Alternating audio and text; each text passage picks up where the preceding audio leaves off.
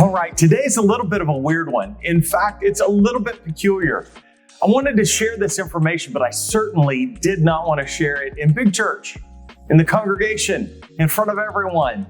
Why? Because it's just a little bit strange. We're going to be talking about being naked. I don't know how you felt. Even as I said that, I felt awkward. Even as I said the word naked, I thought, oh, it's weird. Statistics say that 70 to 80% of people have had a nightmare of themselves being stranded in public in a situation where they were naked. It just is this absolute fear of being vulnerable and being exposed. It's one of those moments where you feel judged. Nobody likes it. Nobody likes that idea of being judged. I want you to today go in and look at the scenario that God said He found Israel in. When Israel was first born, He lays out in Ezekiel chapter 16, verses 4 through 6, how Israel was in a despicable state. It wasn't in one of those situations where they could brag or boast. They weren't in a situation where they were strong. They were in a situation where they were weak and vulnerable. And they felt naked. They felt exposed. I want to share with you also today this idea from Genesis chapter 2, verse 25. Here's what it says. It's a random verse. Peculiar. Where'd it come from? Why is it there? Here's what it says. Both the man and his wife were naked, and they felt no shame. That first part, we're familiar with being naked, but I always thought that it was weird that it just threw in that last phrase. They felt no shame. Like, why did it need to add that in? Why did it need to communicate those truths to us? They were naked and they felt no shame. Then what happens is they immediately go into chapter 3. This is where they're tempted. This is where they have sin, and immediately after there is sin in the world, look at what it says in Genesis chapter 3, verse 7. Then the eyes of both of them were opened, and they knew they were naked, so they sewed fig leaves together and made coverings for themselves. Going on in verse 10, it says, and he said, when God was walking through the garden, Adam responded to him of what he had hidden from God. He said, I heard you in the garden, and I was afraid because I was naked, so I hid. It's amazing that at the very end of just the previous chapter, it had said they were naked and not ashamed. And then suddenly, once sin happened, they felt vulnerable. They felt exposed. They wanted to hide themselves. The first thing they did was they began to cover up sewing leaves together. Then, as God came, they knew that they had sinned. They knew that they had been exposed on that level, and so they hated it. And they hid. There was shame.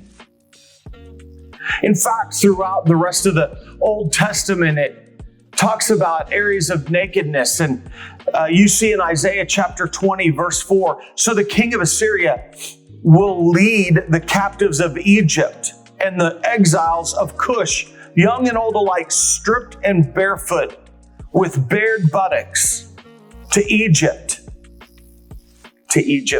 shame.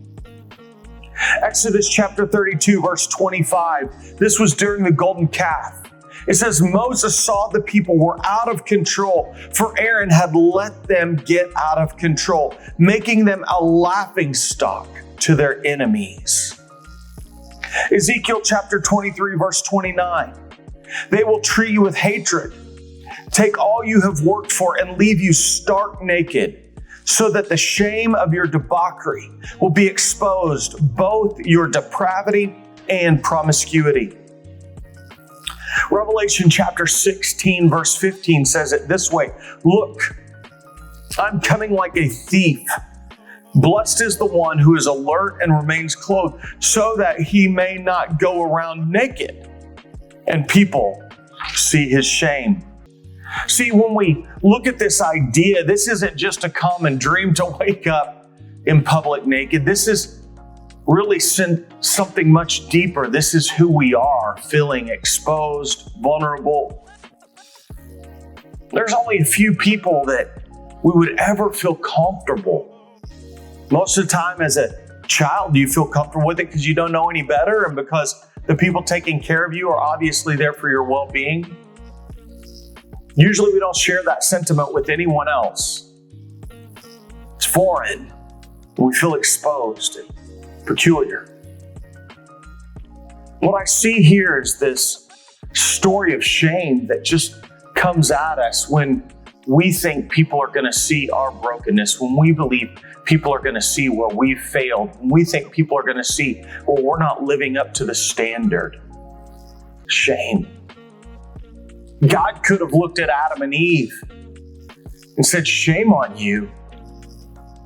But instead, he made a sacrifice and he covered them with the skins of an animal, covered their shame. Look at what happens in the New Testament, John chapter 8, verses 3 through 11. Then the scribes and the Pharisees brought a woman caught in adultery, making her stand in the center. Can you imagine the shame that was going on right there? Teacher, they said to him, this woman was caught in the act of adultery. In the law, Moses commanded us to stone such women. So, what do you say? They asked this to trap him in order that they might have evidence to accuse him. Jesus stooped down and started writing on the ground with his finger. When they persisted in questioning him, he stood up and said to them, the one without sin among you should be first to throw a stone at her. Then he stooped down again and continued writing on the ground. When they heard this, they left one by one, starting with the older men. Only he was left, meaning Jesus, with the woman in the center. When Jesus stood up, he said to her, woman, where are they? Has no one condemned you? No one, Lord, she answered. Neither do I condemn you, said Jesus. Go, and from now on, do not sin anymore. We look at this story and it's interesting. She must have been ashamed, having been caught in the act of adultery, having been pulled out into the city streets in front of everyone, in front of Jesus himself, the most famous rabbi of his time, the greatest teacher, not even yet knowing perhaps he is God, which we later on find he is God. Being called before him, being called before the local zealots, being called before the religious people. You want to understand being judged. She was in the middle of being judged. It says she was caught in the act of adultery. I'm not certain, but they don't seem very compassionate. And I wonder if she herself was still in some way naked as she's being pulled out in public. I can't imagine how she must have felt. And Jesus begins to write, and it doesn't tell us what he was writing, and we can speculate all day long. I'm not here to make that point. What I want us to see is his heart. He didn't say, shame on you. In fact, he set her free. He didn't judge her, though he could have. Instead, he redeemed her. He set her free. So there's several questions that come to my mind immediately as I think through that. One is, can he do that?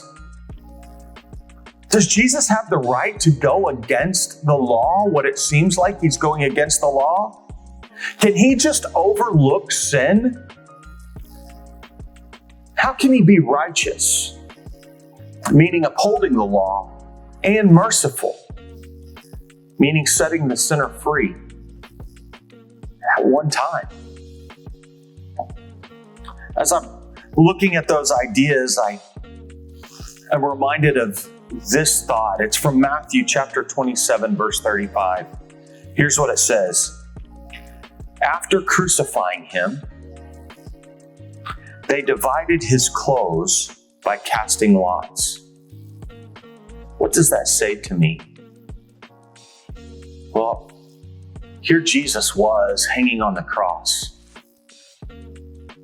and they divided his clothes. We're unsure if he had a loincloth on or if he was completely naked up. Either way, we know for sure he was exposed. Either way, we know that people were shaming him and mocking him.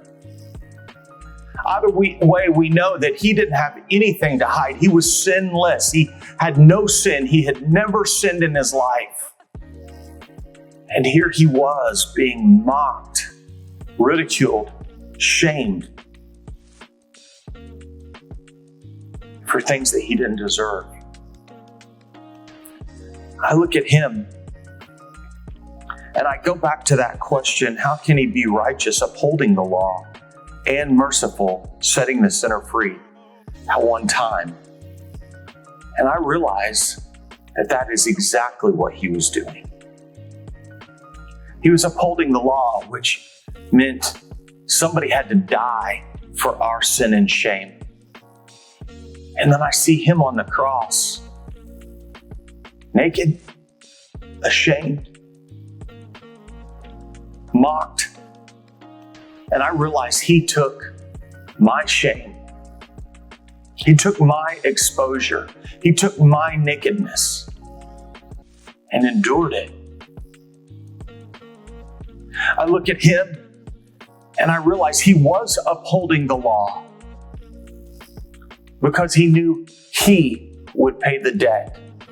He would pay the debt for that adulterous woman. He's paid the debt for me. He's paid the debt for every one of us who have ever feared that we may be exposed. And then he also